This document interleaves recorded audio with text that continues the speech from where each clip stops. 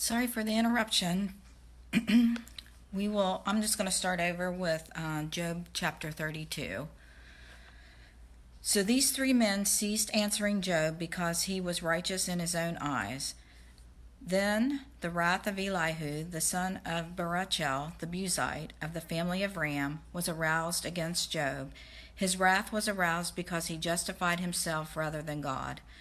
Also against his three friends his wrath was aroused, because they had found no answer, and yet had condemned Job. Now because they were years older than he, Elihu had waited to speak to Job.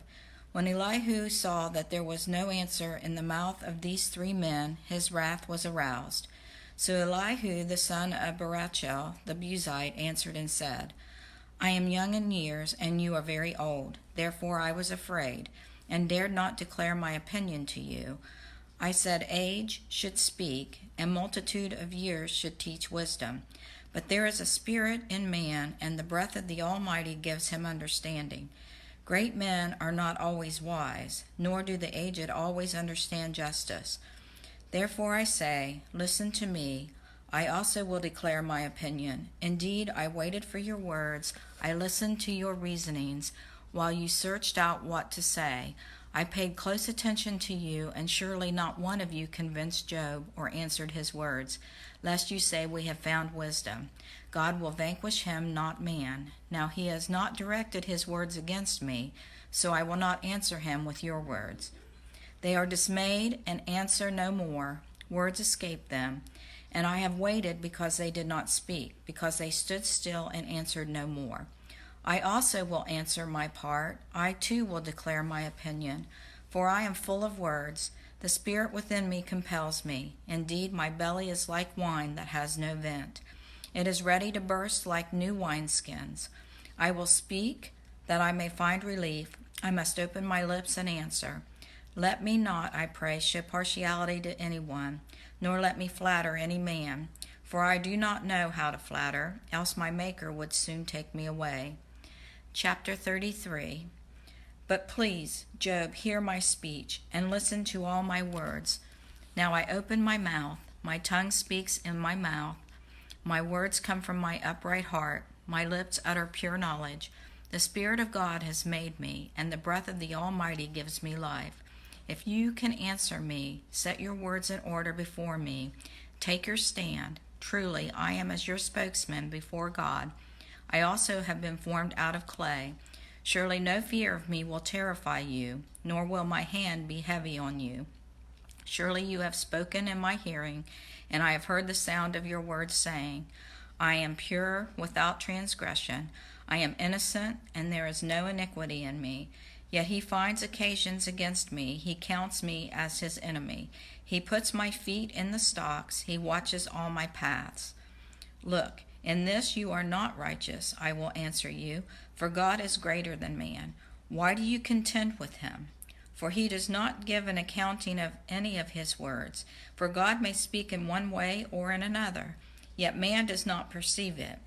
In a dream, in a vision of the night, when deep sleep falls upon men while slumbering on their beds, then he opens the ears of men and seals their instruction. In order to turn man from his deed and conceal pride from man, he keeps back his soul from the pit and his life from perishing by the sword. Man is also chastened with pain on his bed and with strong pain in many of his bones, so that his life abhors bread and his soul succulent food. His flesh wastes away from sight, and his bones stick out, which once were not seen. Yes, his soul draws near the pit, and his life to the executioners. If there is a messenger for him, a mediator, one among 1,000, to show man his uprightness, then he is gracious to him and says, Deliver him from going down to the pit. I have found a ransom. His flesh shall be young like a child's. He shall return to the days of his youth. He shall pray to God, and he will delight in him. He shall see his face with joy, for he restores to man his righteousness. Then he looks at men and says, I have sinned and perverted what was right, and it did not profit me. He will redeem his soul from going down to the pit, and his life shall see the light. Behold, God works all these things. twice in fact, 3 times with a man, to bring back his soul from the pit, that he may be enlightened with the light of life. Give ear, Job, listen to me. Hold your peace, and I will speak. If you have anything to say, answer me. Speak, for I desire to justify you. If not, listen to me. Hold your peace, and I will teach you wisdom. Chapter 34. Elihu further answered and said, Hear my words, you wise men. Give ear to me, you who have knowledge, for the ear tests words as the palate tastes food. Let us choose justice for ourselves. Let us know among ourselves what is good. For Job has said, I am righteous, but God has taken away my justice. Should I lie concerning my right? My wound is incurable, though I am without transgression. What man is like Job, who drinks scorn like water, who goes in company with the workers of iniquity, and walks with wicked men? For he has said, It profits a man nothing, that he should delight in God. Therefore listen to me, you men of understanding. Far be it from God to do wickedness, and from the Almighty to commit iniquity. For he repays man according to his work, and makes man to find a reward according to his way. Surely God will never do wickedly, nor will the Almighty pervert justice. Who gave him charge over the earth, or who appointed him over the whole world? If he should set his heart on it, if he should gather to himself his spirit and his breath, all flesh would perish together, and man would return to dust. If you have understanding, hear this. Listen to the sound of my words. Should one who hates justice govern? Will you condemn him who is most just? Is it fitting to say to a king, You are worthless, and to nobles, You are wicked? Yet he is not partial to princes, nor does he regard the rich more than the poor, for they are all the work of his hands. In a moment they die, in the middle of the night the people are shaken and pass away. The mighty are taken away without a hand. For his eyes are on the ways of man, and he sees all his steps. There is no darkness nor shadow of death where the workers of iniquity may hide themselves. For he need not further consider a man, that he should go before God in judgment. He breaks in pieces mighty men without inquiry, and sets others in their place. Therefore he knows their works. He overthrows them in the night, and they are crushed. He strikes them as wicked men in the open sight of others, because they turned back from him and would not consider any of his ways, so that they caused the cry of the poor to come to him, for he hears the cry of the afflicted. When he gives quietness, who then can make trouble? And when he hides his face, who then can see him? Whether it is against a nation or a man alone, that the hypocrite should not reign, let the people be ensnared. For as anyone said to God, I have borne chastening, I will offend no more. Teach me what I do not see. If I have done iniquity, I will do no more. Should he repay it according to your terms, just because you disavow it? You must choose, and not I. Therefore speak what you know. Men of understanding say to me, wise men who listen to me. Job speaks without knowledge, his words are without wisdom. Oh, that Job were tried to the utmost, because his answers are like those of wicked men. For he adds rebellion to his sin. He claps his hands among us and multiplies his words against God. Chapter 35. Moreover, Elihu answered and said, Do you think this is right? Do you say my righteousness is more than God's? For you say, what advantage will it be to you? What profit shall I have more than if I had sinned? I will answer you, and your companions with you. Look to the heavens and see, and behold the clouds, they are higher than you. If you sin, what do you accomplish against him? Or if your transgressions are multiplied, what do you do to him? If you are righteous, what do you do? What do you give him? Or what does he receive from your hand?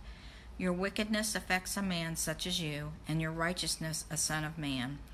Because of the multitude of oppressions they cry out. They cry out for help because of the arm of the mighty.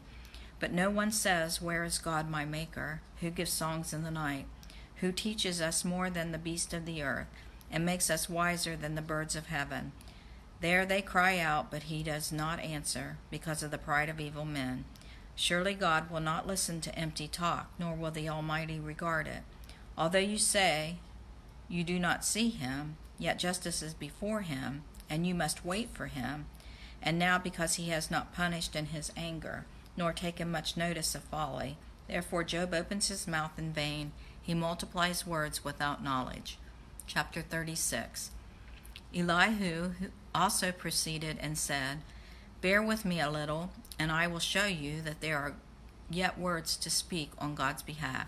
I will fetch my knowledge from afar. I will ascribe righteousness to my Maker. For truly my words are not false. One who is perfect in knowledge is with you.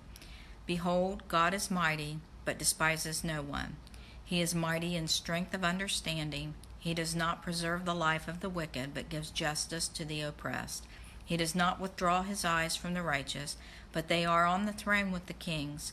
For he has seated them forever, and they are exalted. And if they are bound in fetters, held in the cords of affliction, then he tells them their work and their transgressions, that they have acted defiantly. He also opens their ear to instruction, and commands that they turn from iniquity. If they obey and serve him, they shall spend their days in prosperity, and their years in pleasures. But if they do not obey, they shall perish by the sword, and they shall die without knowledge. But the hypocrites in heart store up wrath. They do not cry for help when he binds them. They die in youth, and their life ends among the perverted persons. He delivers the poor in their affliction, and opens their ears in oppression. Indeed, he would have brought you out of dire distress, into a broad place where there is no restraint, and what is set on your table would be full of richness. But you are filled with the judgment due the wicked. Judgment and justice take hold of you, because there is wrath. Beware lest he take you away with one blow, for a large ransom would not help you avoid it. Will your riches or all the mighty forces keep you from distress? Do not desire the night when people are cut off in their place. Take heed, do not turn to iniquity, for you have chosen this rather than affliction. Behold, God is exalted by his power. Who teaches like him? Who has assigned him his way? Or who has said, you have done wrong? Remember to magnify his work, of which men have sung. Everyone has seen it, man looks on it from afar. Behold, God is great, and we do not know him. Nor can the number of his years be discovered, for he draws up drops of water which distill as rain from the midst, which the clouds drop down and pour abundantly on man. Indeed, can anyone understand the spreading of clouds, the thunder from his canopy? Look, he scatters his light upon it, and covers the depths of the sea. For by these he judges the peoples. He gives food in abundance. He covers his hands with lightning, and commands it to strike. His thunder declares it, the cattle also concerning the rising storm. Chapter 37. At this also my heart trembles and leaps from its place. Hear attentively the thunder of his voice, and the rumbling that comes from his mouth. He sends it forth under the whole heaven. His lightning to the ends of the earth. After it a voice roars. He thunders with his majestic voice, and he does not restrain them when his voice is heard. God thunders marvelously with his voice. He does great things which we cannot comprehend. For he says to the snow, fall on the earth, likewise to the gentle rain and the heavy rain of his strength. He seals the hand of every man, that all men may know his work. The beasts go into dens and remain in their lairs. From the chambers of the south comes the whirlwind, and cold from the scattering winds of the north. By the breath of God ice is given, and the broad waters are frozen. Also with moisture he saturates the thick clouds. He scatters his bright clouds, and they swirl about, being turned by his guidance, that they may do whatever he commands them on the face of the whole earth. He causes it to come, whether for correction, or for his land, or for mercy. Listen to this, O Job. Stand still and consider the wondrous works of God. Do you know when God dispatches them and causes the light of his cloud to shine? Do you know how the clouds are balanced? Those wondrous works of him who is perfect in knowledge. Why are your garments hot when he quiets the earth by the south wind? With him have you spread out the skies, strong as a cast metal mirror. Teach us what we should say to him, for we can prepare nothing because of the darkness. Should he be told that I wish to speak? If a man were to speak, surely he would be swallowed up. Even now men cannot look at the light when it is bright in the skies. When the wind has passed and cleared them, he comes from the north as golden splendor. With God is awesome majesty. As for the Almighty, we cannot find him. He is excellent in power. In judgment and abundant justice he does not oppress. Therefore men fear him. He shows no partiality to any who are wise of heart. Chapter 38. Then the Lord answered Job out of the whirlwind and said, Who is this who darkens counsel by words without knowledge? Now prepare yourself like a man. I will question you, and you shall answer me. Where were you when I laid the foundations of the earth? Tell me, if you have understanding. Who determined its measurements? Surely you know. Or who stretched the line upon it? To what were its foundations fastened? Or who laid its cornerstone? When the morning stars sang together, and all the sons of God shouted for joy. Or who shut in the sea with doors, when it burst forth and issued from the womb? When I made the clouds its garment, and thick darkness its swaddling band. When I fixed my limit for it, and set bars and doors. When I said, This far you may come, but no farther, and here your proud waves must stop. Have you commanded the morning since your days began, and caused the dawn to know its place, that it might take hold of the ends of the earth, and the wicked be shaken out of it? It takes on form like clay under a seal, and stands out like a garment. From the wicked their light is withheld, and the upraised arm is broken. Have you entered the springs of the sea, or have you walked in search of the depths? Have the gates of death been revealed to you, or have you seen the doors of the shadow of death? Have you comprehended the breadth of the earth? Tell me, if you know all this. Where is the way to the dwelling of light? And darkness, where is its place? That you may take it to its territory, that you may know the paths to its home. Do you know it because you were born then, or because the number of your days is great? Have you entered the treasury of snow, or have you seen the treasury of hail, which I have reserved for the time of trouble, for the day of battle and war? By what way is light diffused, or the east wind scattered over the earth? Who has divided a channel for the overflowing water, or a path for the thunderbolt, to cause it to rain on a land where there is no one, a wilderness in which there is no man, to satisfy the desolate waste, and cause to spring forth the growth of tender grass? Has the rain a father, or has begotten the drops of dew, from whose womb comes the ice, and the frost of heaven, who gives it birth? The waters harden like stone, and the surface of the deep is frozen. Can you bind the cluster of the Pleiades, or loose the belt of Orion? Can you bring out Mazzaroth in its season, or can you guide the great bear with its cubs? Do you know the ordinances of heaven? Can you set their dominion over the earth? Can you lift up your voice to the clouds, that an abundance of water may cover you? Can you send out lightnings that they may go, and say to you, Here we are? Who has put wisdom in the mind, or who has given understanding to the heart? Who can number the clouds by wisdom, or who can pour out the bottles of heaven? When the dust hardens in clumps and the clods cling together, can you hunt the prey for the lion, or satisfy the appetite of the young lions? When they crouch in their dens, or lurk in their lairs to lie in wait, who provides food for the raven, when its young ones cry to God and wonder about for lack of food? Chapter 39. Do you know the time when the wild mountain goats bear young? Or can you mark when the deer gives birth? Can you number the months that they fulfill? Or do you know the time when they bear young? They bow down, they bring forth their young, they deliver their offspring. The young ones are healthy, they grow strong with grain, they depart and do not return to them. Who set the wild donkey free? Who loosed the bonds of the onager? Whose home I have made the wilderness, and the barren land his dwelling. He scorns the tumult of the city. He does not heed the shouts of the driver. The range of the mountains is his pasture, and he searches after every green thing.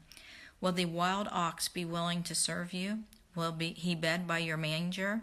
Can you bind the wild ox in the furrow with ropes? Or will he plow the valleys behind you? Will you trust him because his strength is great, or will you leave your labor to him? Will you trust him to bring home your grain and gather it to your threshing floor?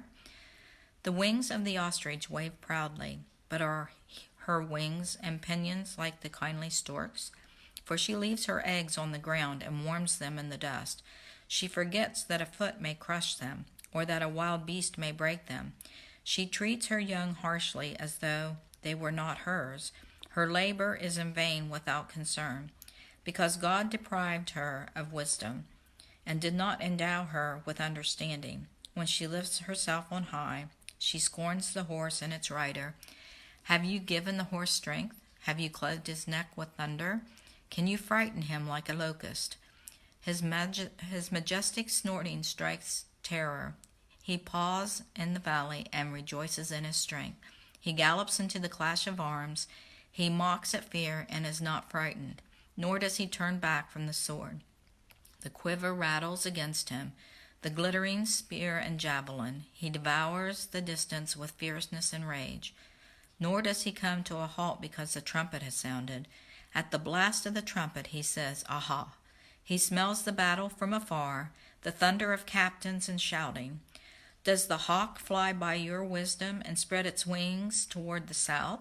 Does the eagle mount up at your command and make its nest on high?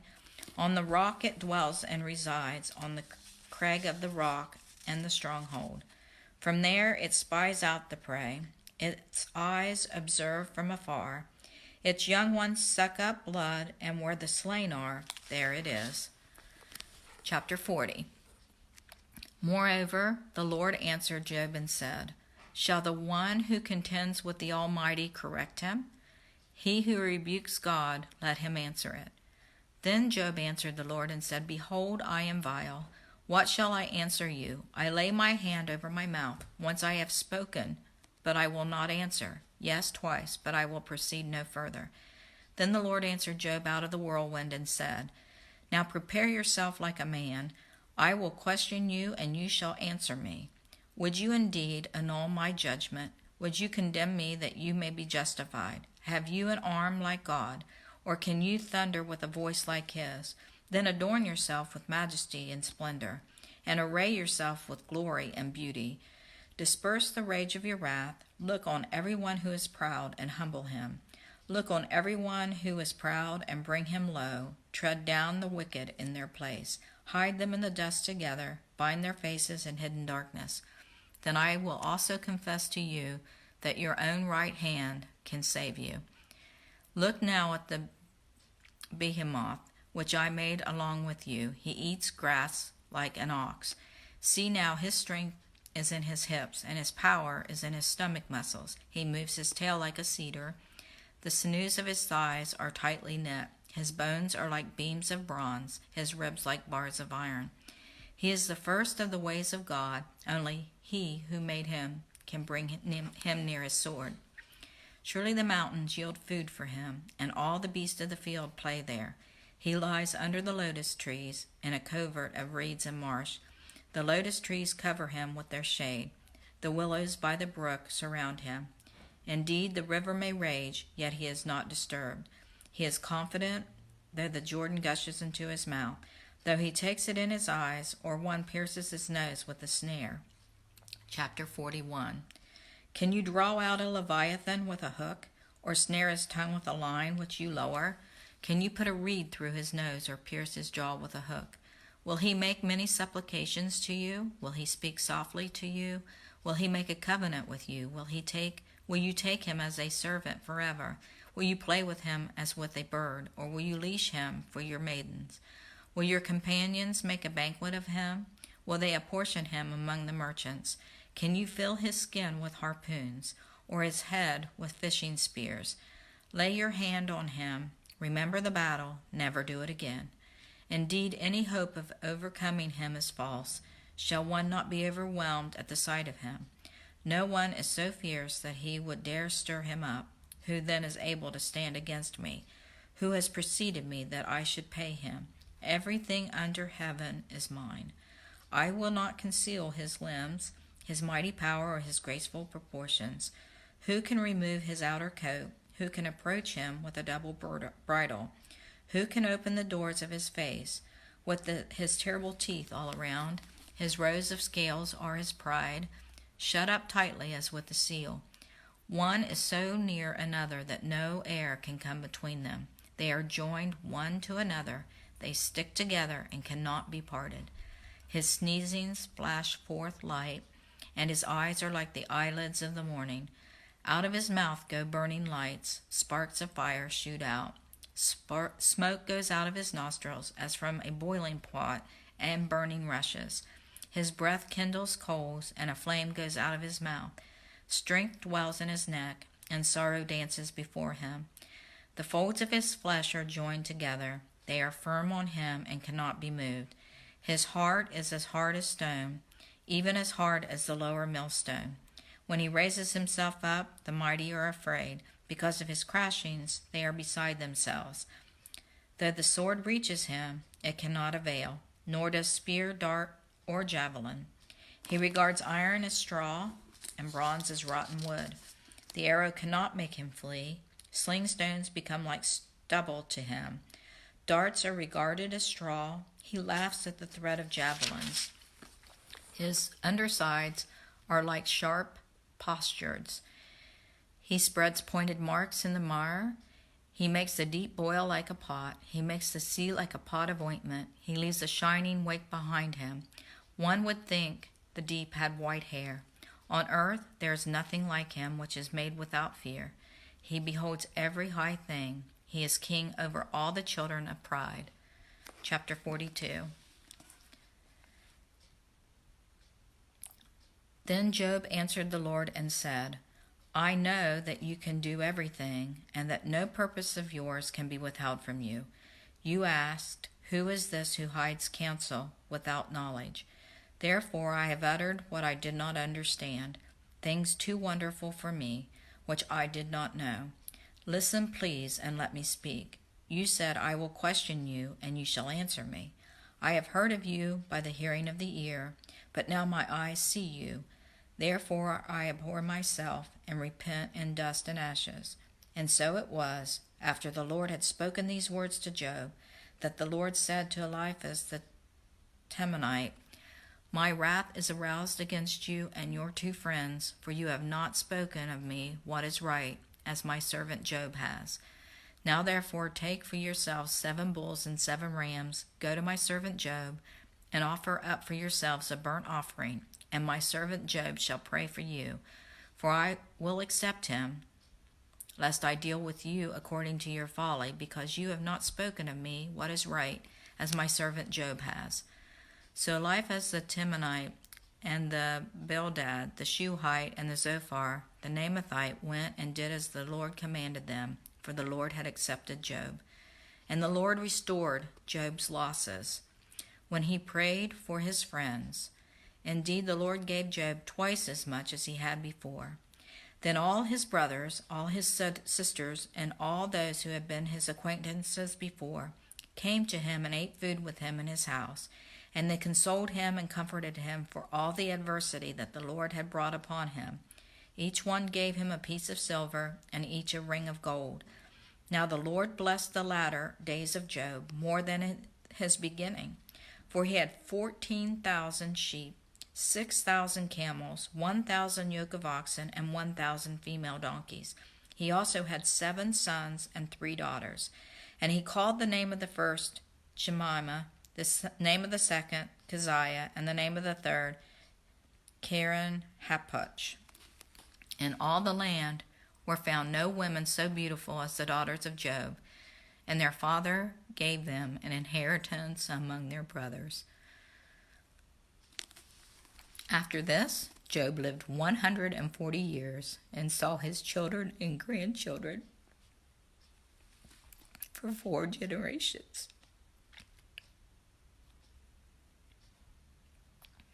So Job died old and full of days.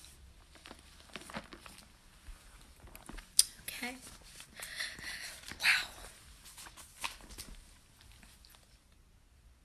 That's the end of Job. So we'll stop there for today, and we will pick up tomorrow in the book of Psalms. So I bless you in Jesus' name. Have an awesome day.